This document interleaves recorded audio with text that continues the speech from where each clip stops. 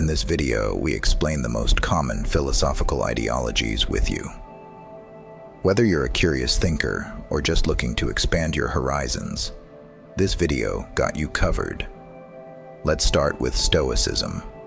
Stoicism is a Hellenistic philosophy that focuses on personal ethics and controlling emotions to achieve a life of wisdom and happiness in harmony with nature. Stoicism is a philosophy that originated in ancient Greece, focusing on teaching people how to lead a fulfilled and happy life by embracing rational thinking and self-control. Stoics believe that everything in the universe follows a rational plan. They think that by understanding this rationality, people can live in harmony with the world. For Stoics, the ultimate goal is to achieve virtue, qualities like wisdom, courage, and justice. They believe that being virtuous is enough for happiness, regardless of how much money or status one has.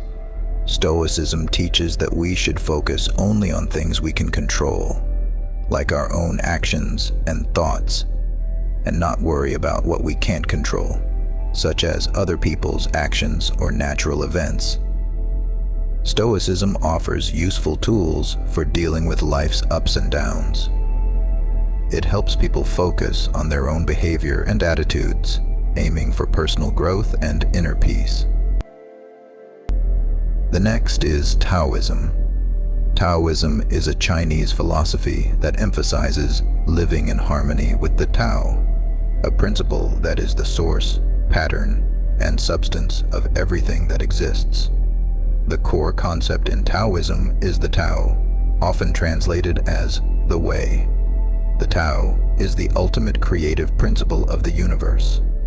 It is indefinable and unknowable in its entirety, yet it flows through and is represented in everything that exists.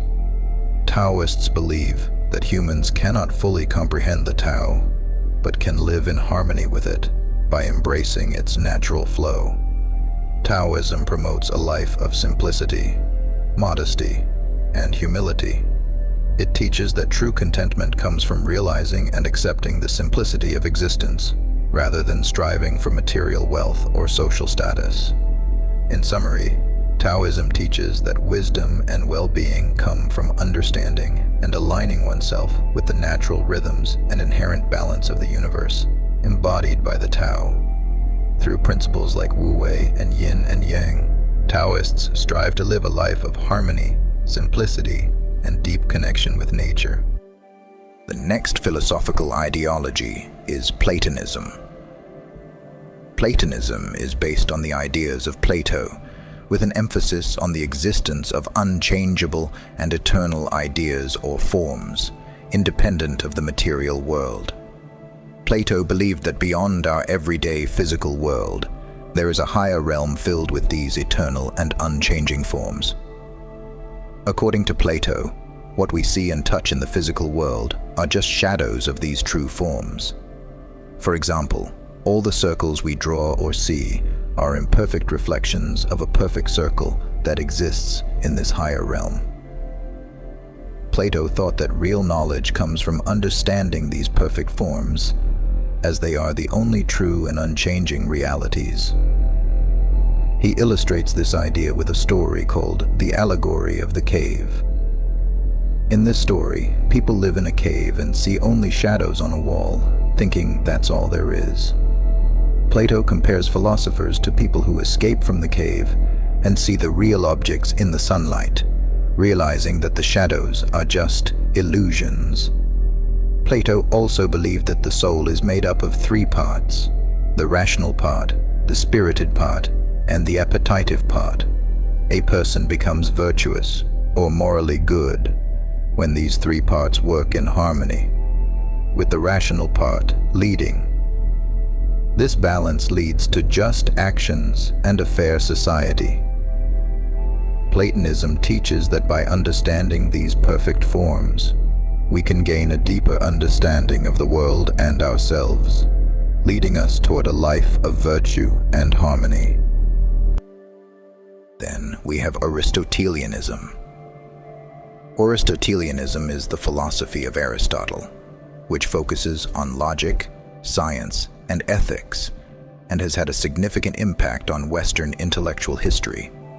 Unlike Plato, who focused on abstract forms, Aristotle emphasized observing the physical world to understand reality. Aristotle believed that all knowledge starts with our senses. We learn about the world by observing it. This approach is called empiricism, which values experience and evidence.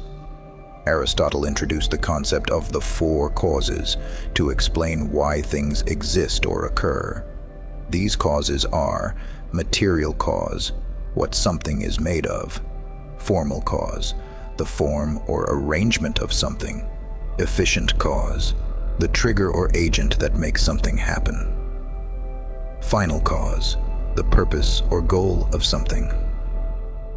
Aristotle's approach to understanding the world through observation laid the groundwork for the scientific method, which is still fundamental in science today. In simple terms, Aristotelianism teaches that we can understand the world and how to live well within it by observing nature, recognizing our potential, and striving for balance in our actions and choices. Epicurism. Epicurism is a philosophy that asserts the greatest good is the pursuit of a happy and undisturbed life, achieved through simplicity, self-control, and the avoidance of pain. Epicureanism is a philosophy founded by the ancient Greek philosopher Epicurus. It teaches that the purpose of life is to find happiness and peace through the pursuit of pleasure and the avoidance of pain. Epicureans believe that the greatest good in life is pleasure, which means living a life that seeks joy and avoids suffering. However, Epicurus defined pleasure more as tranquility and freedom from pain than as indulging in sensory delights. Epicureanism offers a way to think about happiness that is highly relevant in our modern world, where many people are overwhelmed by excessive desires and the pressures of consumer culture. It suggests that by focusing on the basics and cultivating meaningful relationships, one can achieve a fulfilling and worry-free life. In simple terms, Epicureanism teaches that true happiness comes from enjoying simple pleasures, managing desires, and building strong friendships, all while living free from unnecessary fears, especially the fear of death. The next philosophical ideology is utilitarianism. This is an ethical theory that states the best action is the one that produces the greatest utility, usually defined as that which generates the greatest happiness for the greatest number of people. Utilitarianism is a philosophical theory that focuses on outcomes, specifically aiming to maximize happiness and reduce suffering. It was developed by philosophers Jeremy Bentham and John Stuart Mill in the 18th and 19th centuries. Utilitarianism asserts that the best action is the one that results in the greatest good for the greatest number of people. Its focus on outcomes has led to its use as a framework for evaluating the efficiency and fairness of laws and policies, particularly those involving resource allocation and social welfare programs. In summary, utilitarianism teaches that the ethical value of an action is determined by its capacity to produce happiness and reduce suffering for the greatest number of people. Its emphasis on outcomes and overall well-being makes it a pivotal theory in both theoretical and applied ethics. Nihilism. Nihilism is a philosophy that denies the existence of any objective basis for truth and often rejects the existence of moral or social values. Nihilism is a philosophical viewpoint that argues that life lacks inherent meaning, purpose, or intrinsic value. This philosophy has evolved over time and can be seen in various forms. but it generally challenges the traditional beliefs about morality, meaning, and the purpose of life. Despite its somewhat bleak outlook, some interpret nihilism as a liberating philosophy that frees individuals from restrictive norms, allowing them to define their own values and meanings. For others, it serves as a philosophical challenge that prompts a deeper exploration of what truly matters in their lives and societies. One of the last philosophies we'll explain today is Marxism, a philosophical and economic theory that emphasizes the struggle between social classes as a driving force in history and focuses on the relationships between labor, capital, and economic structures. Marxism is a socio-economic and political philosophy developed by Karl Marx and Friedrich Engels. It presents a critical analysis of capitalism and its class relations and societal conflict. Marxism posits that all historical developments arise from material conditions, primarily the means and relations of production. According to Marx, societal changes and the history of class struggle are driven by economic forces, not ideals or ethics. The ultimate goal of Marxism is the establishment of a classless, stateless society known as communism. In this society, all means of production are owned communally, not by individual business owners, and goods and services are distributed according to need. Hedonism.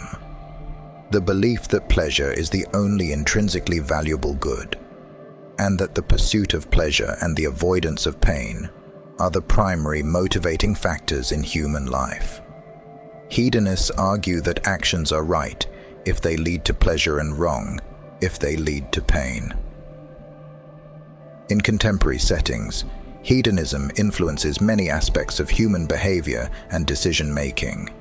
Its principles can be seen in the pursuit of personal happiness and leisure as significant life goals, reflected in consumer cultures that prioritize enjoyable experiences and products designed to maximize personal pleasure. However, hedonism faces criticisms for potentially encouraging selfishness or short-sightedness, as critics argue that constantly pursuing pleasure might not lead to long-term happiness or societal well-being. Hedonism teaches that pleasure is the highest good and ultimate goal of life, advocating for actions that maximize pleasure and minimize pain. The last philosophical ideology is Phenomenology, a philosophical approach that focuses on the structures of experience and consciousness as they are perceived from the first-person perspective. Phenomenology is a philosophy that studies how we experience things and focuses on what appears to us in our minds.